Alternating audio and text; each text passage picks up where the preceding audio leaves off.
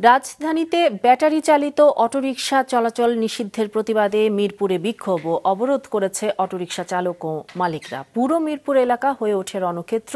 পুলিশের সাথে হয় ধাওয়া পাল্টা ধাওয়া, দোকানপাট যানবাহন ভাঙচুর সহ আগুন দেয়া হয় পুলিশ বক্সে। রিপোর্ট করছেন বিপ্লব হাসান।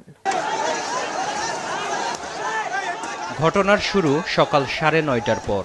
অফিস শুরুর ঠিক আগ মুহূর্তে হঠাৎই রাস্তায় নেমে আসে শত শত ব্যাটারি চালিত অটোরিকশা চালক ও মালিক। রাস্তা অবরোধ করে গলির মাথা থেকে মূল সড়কে চলতে থাকে বিক্ষোভ। গণপরিবহন ভাঙচুর করতে থাকে একের পর এক। পুরো মিরপুরই পরিণত হয় রণক্ষেত্রে। পরের 1 ঘন্টার মধ্যে বন্ধ করে দেয়া হয় মিরপুর, পল্লবী, কালশী সহ আশেপাশের পুরো এলাকা। আগুন দেয়া হয় মিরপুরের একটি পুলিশ বক্সে। পরিস্থিতি নিয়ন্ত্রণে পুলিশ বাধা দিলে শুরু হয় মুখোমুখি সংঘর্ষ। আমাদের লোকজনকে তারা আক্রমণ করছে আমাদের আত্মরক্ষার জন্য এবং মিরপুরবাসীর আইন শৃঙ্খলা শান্তির জন্য, নিরাপত্তার জন্য যতটুকু আমাদের আইন প্রয়োগ করা প্রয়োজন ছিল ততটুকুই করা হয়েছে। ব্যাটারি চালিত অটো রিকশা চালকদের দাবি, হঠাৎ করে চলাচল নিষিদ্ধ করে দেয়ায় তাদের উপার্জনের রাস্তা বন্ধ হয়ে গেছে। পরিবার নিয়ে দিশেহারা হয়ে তারা রাস্তায় নেমেছে। সরকার অনুমতি না দিলে আমি কিনতাম না। আমি 2 লাখ টাকা লোন দিলে 3টা গাড়ি কিনছি ভাই। আমার 3টা গাড়ি বসতি নিয়ে গেছে ভাই।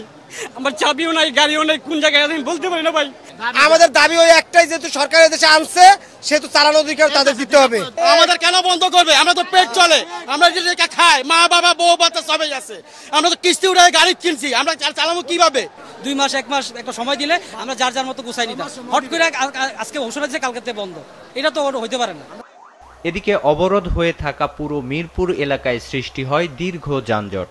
যানবাহনের অভাবে পায়ে হেঁটেই রওনা দেন পথচারীরা। গেল বুধবার সড়ক পরিবহন ও যোগাযোগ মন্ত্রী ওবায়দুল কাদের রাজধানীতে ব্যাটারি চালিত অটোরিকশা বন্ধের ঘোষণা দেন। এরপর থেকে পুলিশ অভিযান চালিয়েছিল। বিপ্লব হাসান, মাছরাঙ্গা সংবাদ, ঢাকা।